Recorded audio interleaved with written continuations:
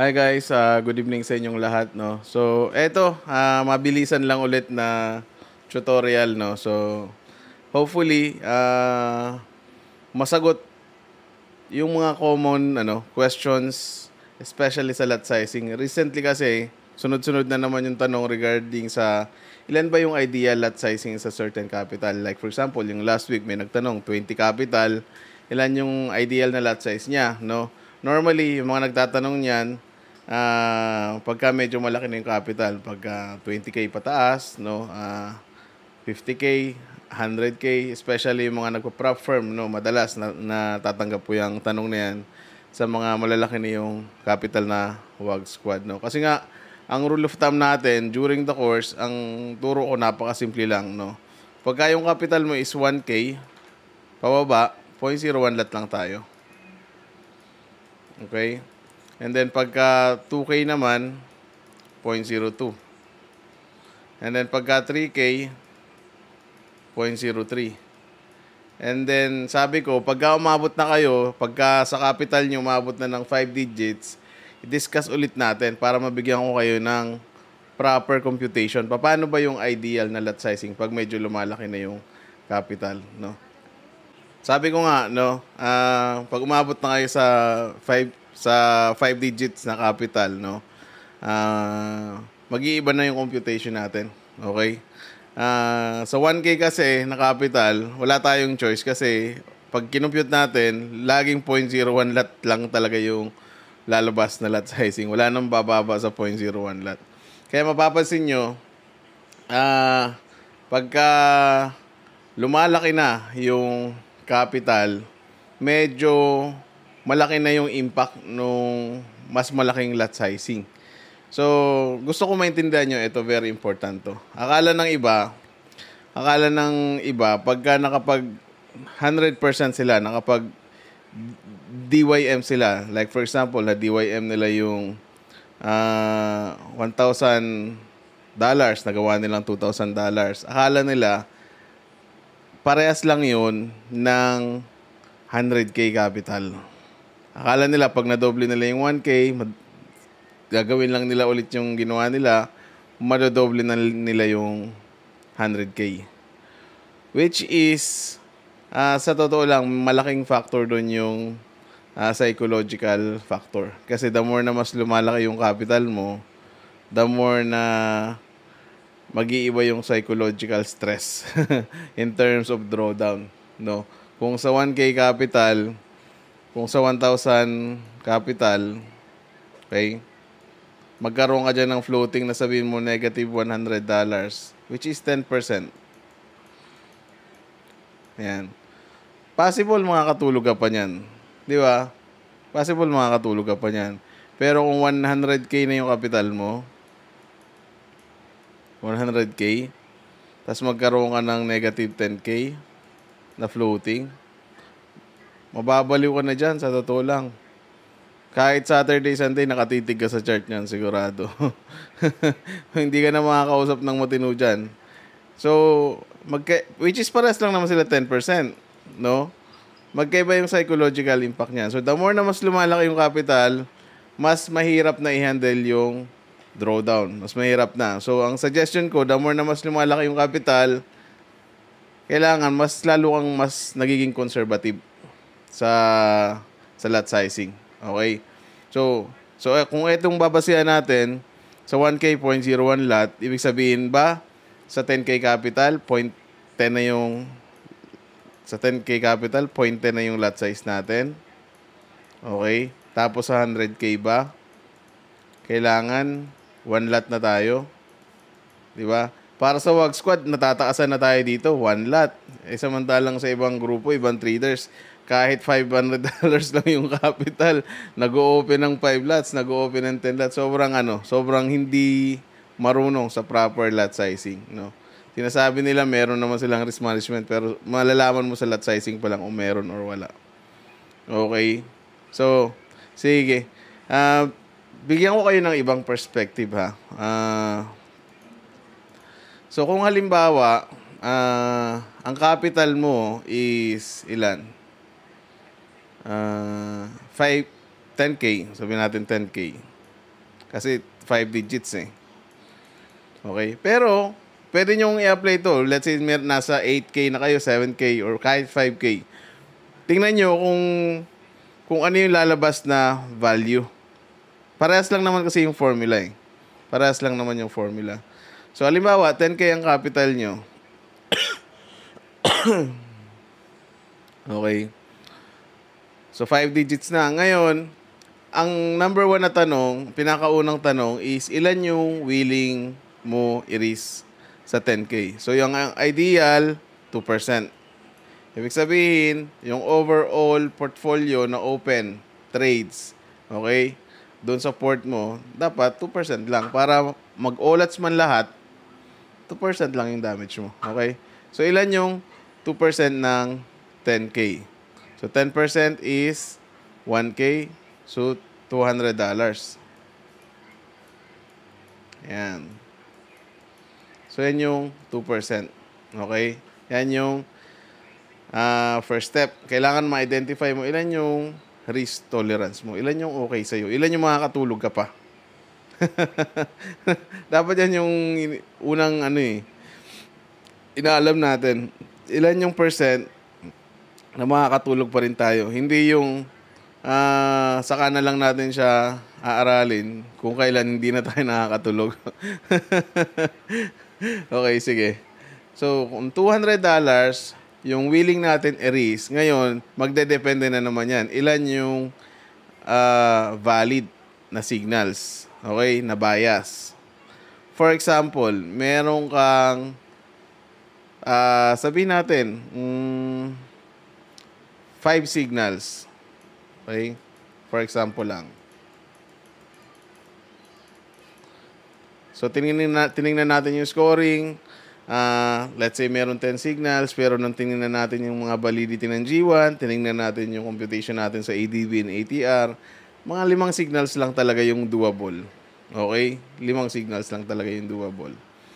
Okay. So, ibig sabihin yan, ang second step, so ito yung first step natin, identify mo ilan yung risk tolerance mo. Pwedeng sa'yo, 2%, pwedeng sa ibang WAG squad, 3%, sa ibang WAG squad, 4%. Bawat tao, magkakaibang risk tolerance. Okay? We respect that. Kasi bawat tao, magkakaibang factor niyan. Magkakaiba yung wallet size, no? Kumbaga yung hinuhugutan ng capital, magkakaiba tayo. Pangalawa, magkakaiba yung experience natin, no? Beforehand, no? Iba-ibang background. And then, pangatlo is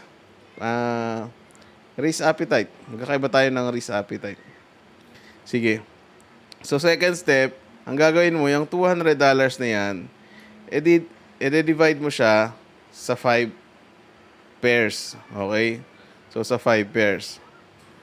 So, kung i-divide natin to, ibig sabihin, bawat pair, magpapaluwal tayo ng $40.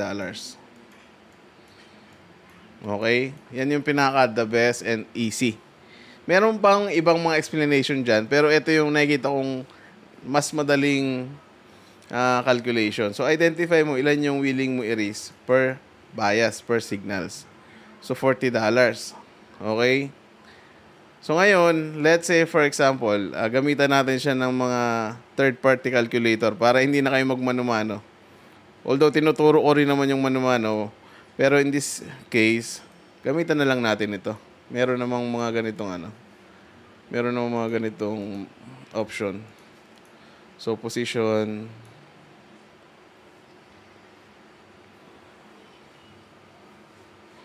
Ayan. Okay. So, capital natin is 10K. Okay, 10K. Tapos, willing to lose natin 2%. Willing to risk, no? So, 2% is $200. So, meron tayong 5 pairs na signals. So, ibig sabihin, magpapaluwal tayo ng $40 each. Okay? So, dito, sa position size calculator, pinutin mo lang to swap with money. Yan. So, ilalagay mo dito yung $40. Yan. Tapos, let's say, for example, sa unang signal natin, Sabihin natin EU. Ayan, EU. EU, GJ, ano pa? UCAD, and then NU, and then sabi natin AUDCAD. Okay. Ayan. So, yan yung 5 pairs natin. Tapos, sabi natin yung SL natin dito is, sabi natin 90 yung TP. So, SL natin 45. Okay. Dito, sabi natin 180. So, SL natin 60. So, alam nyo na yan sa mga WAG squad. Bakit ganyan? And then, sa USD CAD, let's say meron tayong TP na, sabi natin 150. So, SL natin 50 pips. And then, sa NU, dahil maliit lang si NU, sabi natin 70 pips. So, 35 ang SL. 1:2. And then, sa AUD CAD, sabi natin 120. So, meron tayong 40. Okay. So, si Euro USD, lagay mo lang dyan. Normally, naka-USD naman yung mga currency natin. So, lagay mo lang dyan. Account size, lagay mo 10,000.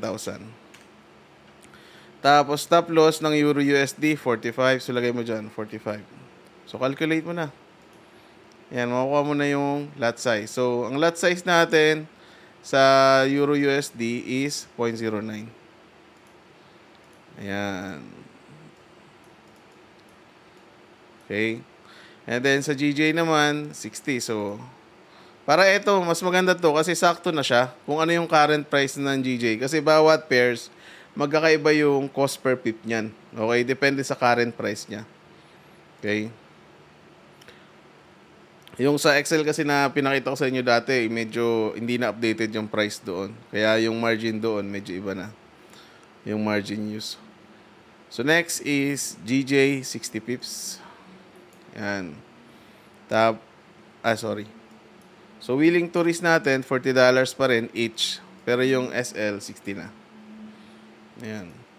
So, this time, yung ang lot size natin is 0.1.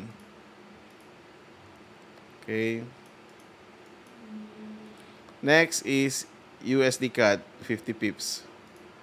So, USD CAD, pwede mo na lang i-type USD CAD. Ayan. 50 pips.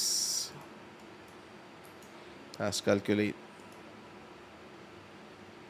So, 0.11.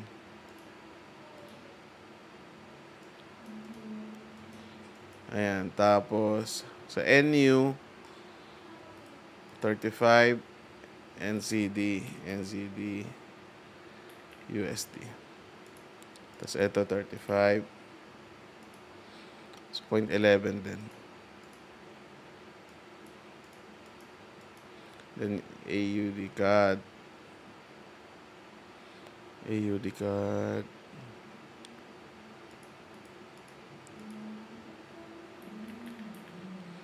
AUD CAD is 40. So, 0.14.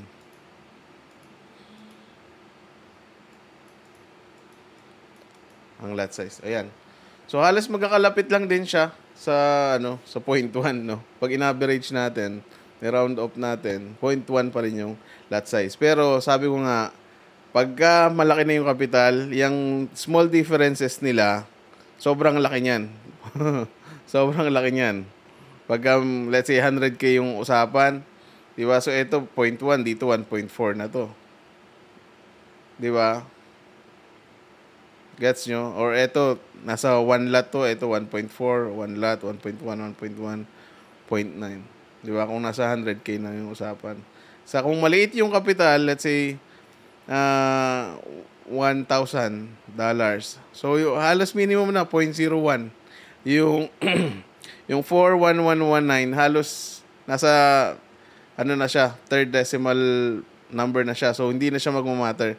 Kaya sa 1k capital, rule of thumb natin, 0.01. Kasi hindi na mag-matter yung third numbers. Di ba? So, kahit na 0.014 or 0.011 or 0.015, hindi na mag-matter yung third numbers. Di ba? Kaya 0.01 na. Pero the more na mas lumalaki yung capital, yung small differences nila, malaking impact yun.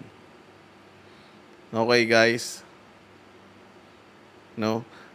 Kung hindi ka Wag Squad, tapos manonood ka nito, maninibago ka. Kasi possible, yung background mo, yung mga pinanggalingan mong group or na-expose ka, maliit lang yung capital, $1,000 lang yung capital, pero nakakita ka na nag-open ng 2 lots, 3 lots, di ba? So, masyadong over leverage.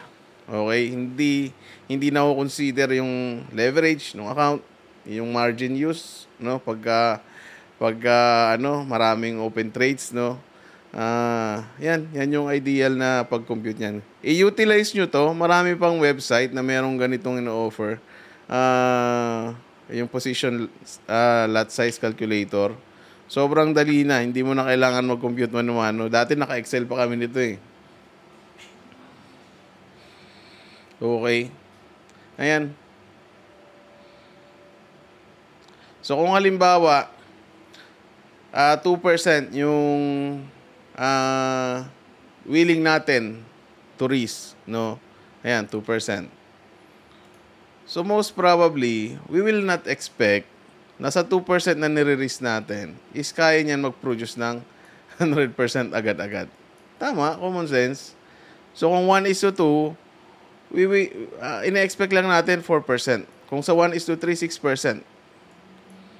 Gets nyo? So kumbaga, sa sobrang ganda na ng market, no, at most, ang pwede natin na-expect 6%.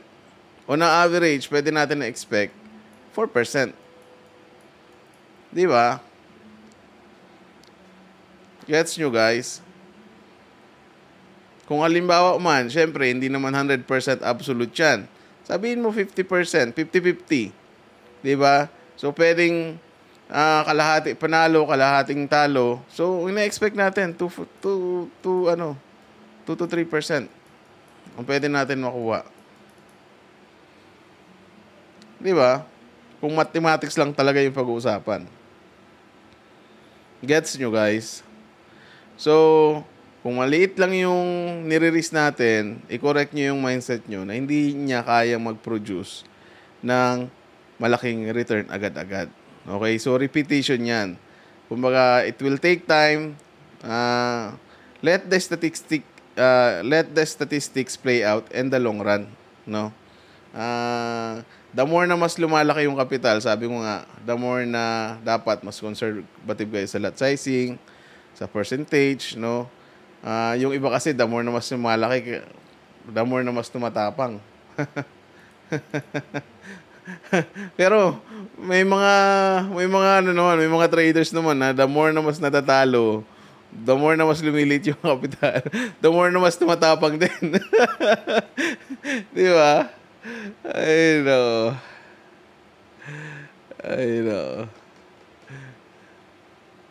Okay, so yan yung pinaka-safe na pag-compute ng lot sizing. Huwag kayong maniwala sa mga nakapanood nyo sa YouTube na kailangan no risk, no reward, or kailangan nyo mag-risk ng mataas. Hindi. Daanan nyo lang sa small risk, then repetition na lang. Huwag nyo kuhanin sa isang trade yung retirement nyo. Doon kayo madadali. Okay? So, lagi nyo bigyan ng pagkakataon na makabangon kayo. Kung maulats man kayo this day or this week, make sure na kaya nyong bumangon from that losing trades, no?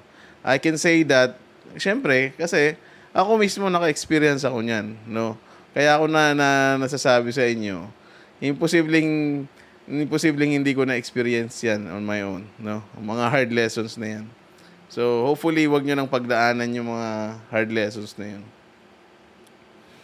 Okay. Ano pa ba? Sige, try natin to. Hindi ko sure kung disclaimer na lang, no? Disclaimer na lang. Gusto ko lang makita niyo yung ibang perspective pagdating sa sa ano ba yung ideal na target, no?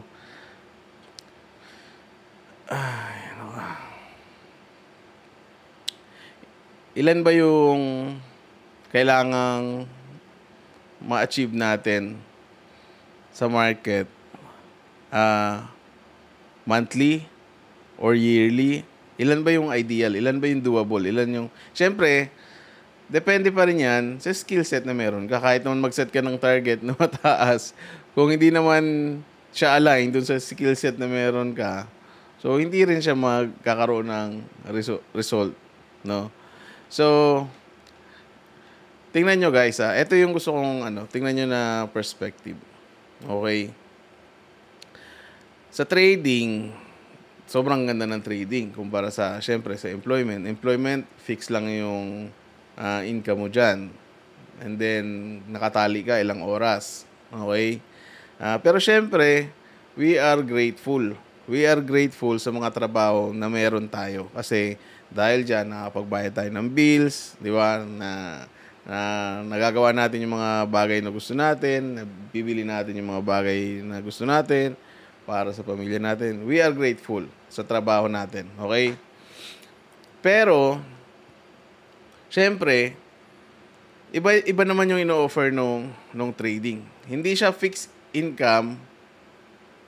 Pwede kang masunog. Akala mo passive income, passive expenses pala yung inaabot mo sa trading, no?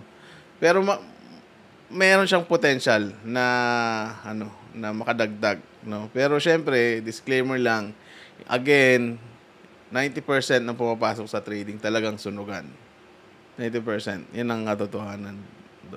Pero ang gusto ko na perspective na tingnan nyo, sa lahat ng investment, syempre nagtatrabaho ka, nagkakaedad ka, tapos habang nagkakaedad ka, iniisip mo, hindi naman ako habang buhay magtatrabaho, saan ko ilalagay yung pera ko, yung retirement ko, pwedeng maubos lang din yan kung hindi ako makapag-create ng passive na cash flow.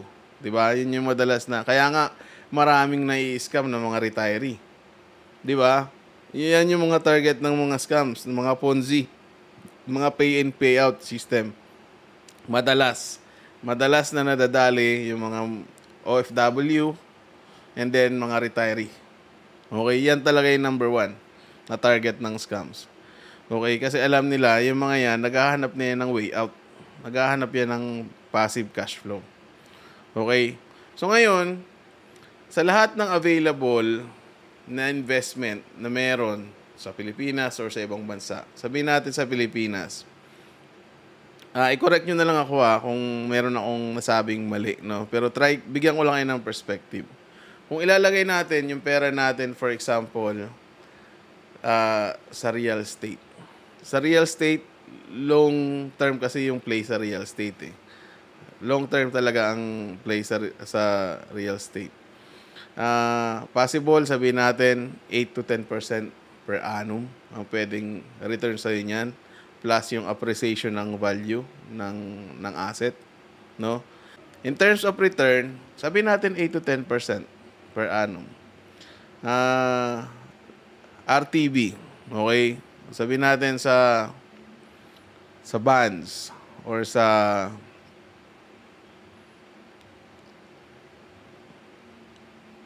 bonds or sa bill, no?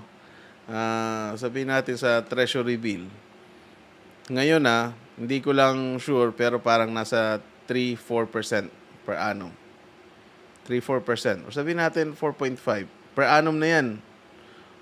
Per annum na yan. Sabihin natin 4.5 or 4%. Bawasan mo pa yan ng 20% na tax. Yung bagong batas na rekto. Di ba?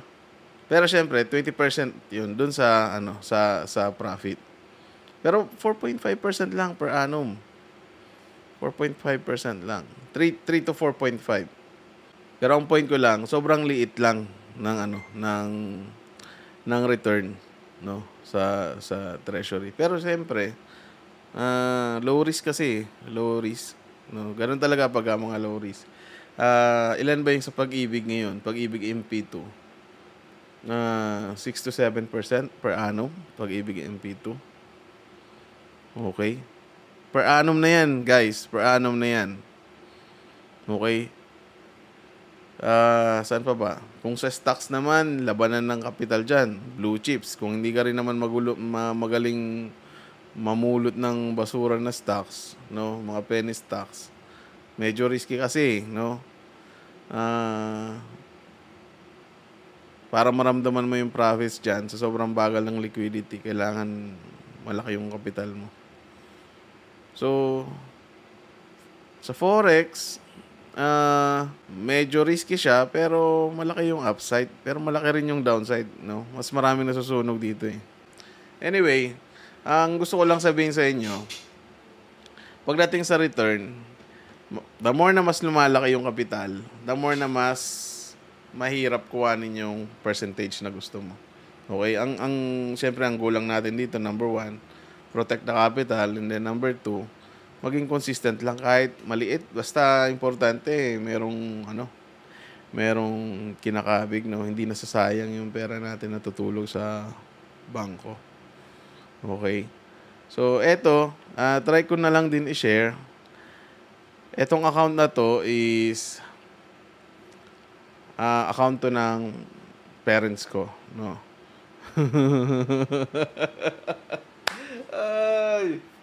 Sige, try natin i-share. So, hindi ko to account. Okay. Tinatry ko lang i-manage retirement funds ng parents ko. Tinatry ko lang i-manage. Nung nag-retire sila, sabi ko, sige, try natin ilagay muna dito para at least hindi natutulog yung pera. Okay. Hindi naman siya ganun kalakihan ng katulad ng ine-expect ng iba. Kasi syempre, hindi naman kami normal na empleyado lang yung pamilya namin. Okay. Sige. Buksan ko to.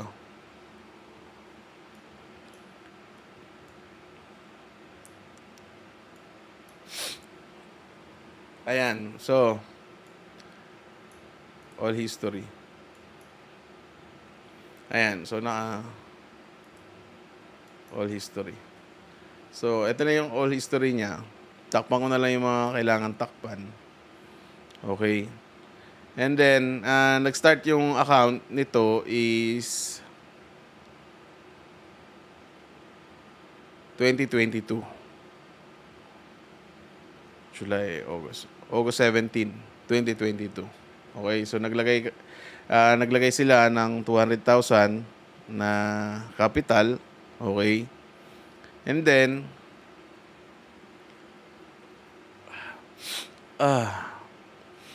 so, 2022, 23, 24, 25. So, 23, 24. So, halos 3 years. Tama? Kasi, July, August. 3 years. Kasi 22, 23, 24, 25. So, 3 years pa lang. 3 years pa lang yung account. Okay? So, tingnan natin kung ilan na yung inabot ng account ngayon. So, yung account ngayon is so eto, lumaki yung deposits kasi along the way, may in and out na pera. No, merong withdrawal, merong balik dahil sayang naman kung patutulugin lang. So balik na lang ulit, no. So yung total profit and loss ng account is nasa 215,610.36. Okay? And then yung deposits, yan. So merong withdrawal, merong balik. So ito yung withdrawal, 272. Okay, pero sa loob na ng 3 years yan. Okay? Sa loob na ng 3 years yan. Halos kaka-DYM lang. Halos kaka-DYM lang. Kung maliit na capital yan, pwedeng ma-DYM mo yan within a year or less than a year. Pero ito, 3 years. 3 years yan. Nagagets nyo, guys? So, the more na mas lumalaki yung kapital, the more na mas dapat conservative ka sa lot sizing. Especially, yan, pera ng parents ko, hindi pwedeng masunog yan. Pag nasunog yan, ako sunog. Ako masusunog. Di ba? Nagagets nyo, guys?